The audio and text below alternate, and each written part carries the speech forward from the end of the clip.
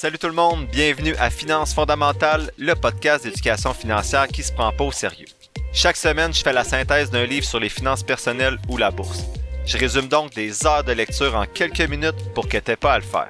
Tout ça dans un vocabulaire accessible avec des exemples réalistes et transparents qui vont te permettre de mieux comprendre le monde financier si tu es débutant dans le domaine ou plutôt de réfléchir à tes stratégies actuelles si tu navigues déjà dans ce domaine-là. Donc, si tu souhaites prendre en main tes finances et te construire un patrimoine qui va te permettre d'être libre de faire ce que tu veux, t'es à bonne place. C'est parti, bon podcast! Joyeux Noël! Je sais que c'était hier, mais bienvenue à ce 57e épisode de Finances fondamentales. Vous inquiétez pas, j'enregistre pas le 26 décembre, j'ai enregistré d'avance, donc tout ce que je vous souhaite, c'est j'espère qu'hier c'était le fun, avant-hier que le party était le fun. Moi, j'imagine que c'était génial comme à chaque année. J'espère aussi que cet épisode et les prochains ou les autres d'avant vont pouvoir combler un moment de route en famille parce que tout le monde sait que les enfants adorent, trippent à écouter des podcasts sur les finances. Bref, profitez bien de cette période de l'année qui, moi, me rend heureux comme un gamin à chaque fois. Donc, aujourd'hui, je fais la synthèse du livre de Luc Poirier et Mark Fisher qui a été écrit en 2016 qui s'intitule « Voir grand, leçons d'affaires, de vie et de liberté ». Donc, en introduction, c'est qui Luc Poirier? C'est un investisseur millionnaire du Québec, surtout en immobilier, pas mal juste en immobilier. Il est père de 3 enfants et il a participé, il paraît, à Occupation Double, une des premières versions. Son histoire rapidement, parce que c'est dispersé en plusieurs chapitres, mais je voulais résumer là pour ensuite, dans les éléments de synthèse, aller plus dans les trucs par rapport à l'entrepreneuriat. Donc, il est né pauvre dans un HLM avec sa mère. Il a vu rapidement qu'il était persévérant et travaillant. Donc, en premier, ce qu'il a fait du côté business, c'est qu'il a vendu des bonbons. Donc, en fait, il achetait des sacs de bonbons puis il revendait les bonbons individuellement. Donc, il faisait un peu de profit. Ensuite, il a travaillé plutôt dans un dépanneur. Et la troisième chose, c'était, il a vendu des cartes de hockey. Donc, oui, à 14 ans, ça c'était fou. Il vendait pour 30 000 en travaillant 4 jours par mois.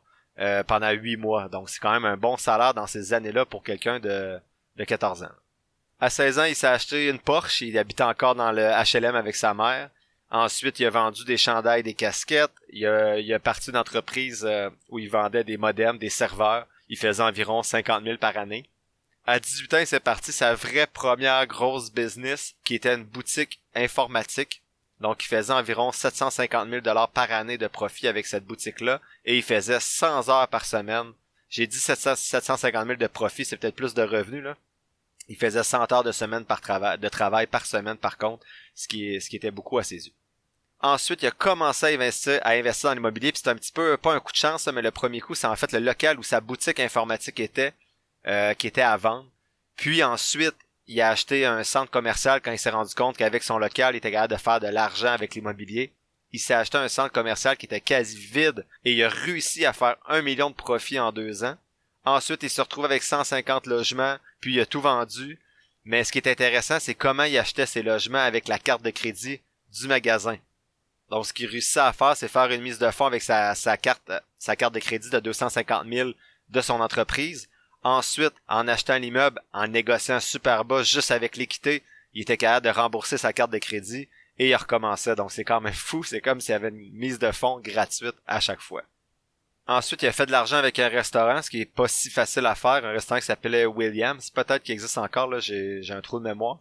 Il a acheté l'île Charon à Montréal avec 4 millions de profits, mais il a perdu 124 millions de profits environ avec beaucoup de frais juridiques avec la ville qui mettait des bâtons dans les roues parce qu'il aurait pu vendre l'île à un acheteur potentiel, la ville n'a pas voulu, donc il y a eu des grosses démarches juridiques plutôt, et finalement il a fait 4 millions de profits avec l'achat de cette île-là. Ensuite, il y a eu divers tours et projets immobiliers, donc des condos de plus en plus avec de plus en plus d'envergure, notamment un projet dans lequel il a été floué par des amis, donc rappelez-vous, il n'y a pas d'amis quand on parle d'argent. Les 2 amis, ce qui était écrit sur le contrat, c'était qu'ils voulaient 66% du projet pour 33% d'argent. Mais bon, c'était pas précis sur le contrat que c'était 33% chaque. Donc, eux voulaient 66% du projet en mettant 33% d'argent ensemble. Donc, il a vendu ses parts ensuite à un autre investisseur et il a développé finalement une méthode de construction innovante qui s'appelle Umbrella. Donc, à l'époque du moins, c'était innovant selon ses dires. Donc l'objectif c'était de construire le toit en premier et ensuite de monter, que ça protégeait les ouvriers, puis ils travaillaient toujours au sol au lieu de travailler en hauteur. Au moment d'écrire le livre, il est impliqué dans B-Wagon, je le dis sûrement pas, mais c'est un concurrent de Bixi à Montréal. Il y a également des bornes électriques, voitures électriques, donc un modèle européen notamment. Et ensuite, il continue ses investissements dans l'immobilier depuis l'écriture du livre. Je vous ai vraiment passé son histoire rapidement. C'est super intéressant cette histoire-là. C'est motivant en fait. Puis c'est vraiment un livre axé sur l'entrepreneuriat pour motiver les jeunes entrepreneurs. Prudence, par contre, il raconte sa propre histoire. Donc j'en parle un peu dans ma conclusion, mais c'est très liché comme livre. Donc faut en prendre et en laisser, je pense. Moi, si j'écrivais un livre sur ma vie, pas sûr que ça vendrait autant, mais je ferais probablement comme lui. Donc beaucoup de positifs. Quelques petites mésaventures, mais toujours orientées vers des apprentissages, donc le plus dark de ma vie serait clairement pas présenté dans le livre. Donc quelles sont les leçons à retenir de son parcours? Il les met pas clairement de l'avant dans le texte, donc l'histoire étant plutôt mis de l'avant, son histoire à lui, puis ce qu'il faut retenir comme futur entrepreneur, les leçons sont plutôt cachées, donc c'est plutôt une histoire et pas un livre avec les leçons mises de l'avant, mais plutôt son parcours. Donc j'ai tenté de retirer les principales leçons pour le commun des mortels ou ceux qui s'intéressent à l'entrepreneuriat. Donc la leçon numéro 1, c'est ouverture et curiosité. Donc l'auteur dit que devant chaque proposition, devant chaque idée, il se rappelle que l'esprit c'est comme un parachute, il fonctionne mieux quand il est ouvert. Donc il faut écouter les autres et faire preuve de curiosité. Savoir des choses que les autres ne savent pas, chercher continuellement à apprendre, s'améliorer en s'entourant de bonnes personnes honnêtes qui nous tirent vers le haut. Donc il parle beaucoup de la loi de l'attraction dans le livre. C'est même un peu ésotérique. Donc, il dit que finalement, il a réussi à attirer plein de choses par ses bonnes actions. C'est important d'être ouvert et curieux parce que c'est important pour grossir vite. Il faut faire avec l'argent des autres, soit les banques ou les investisseurs, parce que le love money, donc l'argent de la famille et des amis, a des limites. Donc, il faut réussir à s'entourer. Il dit donc d'être gentil avec tout le monde, notamment en faisant du bénévolat. Donc, dans l'histoire, il revient souvent en disant que le bénévolat de sa mère lui a ouvert plusieurs portes. Autant au niveau scolaire où ça lui a permis de retourner à l'école, mais aussi ensuite pour avoir ses premiers prêts pour pouvoir investir en immobilier. Ou dans sa compagnie, je suis plus sûr, mais bref, le bénévolat de sa mère l'a aidé à avoir ses premiers prêts pour se lancer en affaires. Il continue en disant que le win-win, donc gagnant-gagnant, c'est important dans les affaires, sinon l'autre va être irrité, il voudra plus faire affaire avec toi. Et si tu veux faire du business longtemps, la réputation est primordiale et tu as besoin de contacts. Et si tu veux que ces contacts soient honnêtes, il faut que toi tu le sois honnête également. Prudence en revanche, il dit que c'est pas juste se former, il met en garde contre les gens qui suranalysent et qui vont jamais se mettre à l'action parce qu'ils sont les experts à identifier tous les obstacles potentiels et lui c'est vraiment pas son genre, donc il y agit et c'est en lien avec certains des épisodes précédents du podcast encore une fois. Il aborde aussi l'aspect du jeu d'esprit mental en affaires qu'il faut voir en fait ce que les autres ne voient pas, puis ça résume un petit peu à think outside the box, donc penser différemment des autres. Il dit justement en conclusion de ce point-là qu'il faut pas avoir peur de s'engager dans un secteur qu'on connaît pas parce qu'on peut avoir un regard nouveau, un regard différent qui peut aider à rentabiliser un certain investissement. Il faut bien sûr s'entourer d'une personne qui, elle, s'y connaît, mais sans négliger notre apport personnel. Donc, il donne l'exemple, lui, avec son restaurant qui connaissait rien et son spa flottant qu'il avait développé au départ qui s'appelle Bota Bota. Deuxième leçon que je retiens du livre, acheter gros et revendre au détail. Donc, son principe qui a commencé en achetant des sacs de bonbons après l'Halloween en rabais, donc 1$ au lieu de 2$, puis il a revendu chaque bonbon 4-5 sous l'unité, revient à cette leçon-là d'acheter gros et revendre au détail. Et il refait maintenant le même principe avec l'immobilier. Il achète des lots et il revend séparément. Mais il revient au plus important en immobilier, location, je vais dire en anglais, location, donc en français, l'emplacement est roi en immobilier. Il dit que c'est pas plus compliqué de construire un 32 logements non plus qu'un 200 logements, c'est juste plus long, donc assurez-vous de voir grand. Il dit que certaines époques sont plus propices aux deals, donc aux bonnes affaires, puis il se cache pas, il dit comme à ses débuts, il y avait plusieurs deals, c'était une meilleure époque, mais il trouve encore aujourd'hui que c'est possible, que c'est vrai, mais que ces bonnes affaires-là sont surtout dues à son réseau de contacts qu'il a créé justement dans un moment propice. Donc je nuance un peu, je crois que parfois c'est vraiment difficile de trouver des deals en immobilier parce que les gens, ou même en affaires, parce que les gens mieux informés avec un meilleur réseau sont là bien avant nous sur les meilleures offres. Ça revient donc à son point précédent, c'est important de créer et d'entretenir son réseau. Leçon numéro 3, la différence des marchés. Donc, quand il faisait 30 000 $ par année en travaillant 4 jours par mois, entre septembre et avril dans les marchés de cartes de hockey, il nous rappelle comment il faisait. Il achetait des cartes québécoises en Ontario, donc exemple Patrick Roy, et il achetait les cartes anglaises comme Gretzky au Québec pour les revendre dans l'autre province. Donc, c'est ce qu'il appelle la différence des marchés. J'irai plus loin avec ce point en disant, oser aussi, il a fait des offres totalement ridicules parfois, genre 50% du prix demandé sur un centre commercial qui ont été acceptés. Moi, c'est un problème que je suis vraiment pas négociateur. J'ai peur de quoi pourtant? Le pire, c'est de se faire dire non. Il dit justement que c'est utile parfois de passer pour un pauvre. C'est souvent comme ça qu'on devient riche. Il dit parfois qu'il faut faire le contraire cependant, donc fake it until you make it. Donc je suis pas sûr de sa position. Faut être pauvre en négociation, mais riche dans son attitude en affaires ou dans son guts de foncer dans des projets même si on n'a pas encore l'argent. J'étais pas sûr de saisir sa position précise dans cet aspect-là parce il l'aborde en fait de deux façons différentes dans deux endroits du livre. Il clarifie par contre un peu plus loin en disant que voir grand, ça veut pas dire louer des gros bureaux luxueux en se laissant croire qu'on est PDG d'une grande entreprise. Lui, il a toujours travaillé de la maison.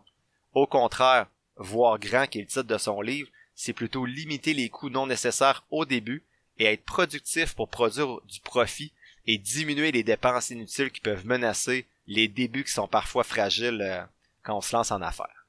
Il aborde autour de ce point-là le concept de loss leader. Donc lui, il vendait des disquettes à moitié prix dans sa boutique d'informatique pour attirer une clientèle qui achetait autre chose. Donc moi, étant pas entrepreneur, je connaissais pas le concept de loss leader. Donc l'exemple de la bière, mettons, qui est pas chère dans un dépanneur, les gens vont souvent partir avec d'autres choses, genre les chips à 5-6 piastres.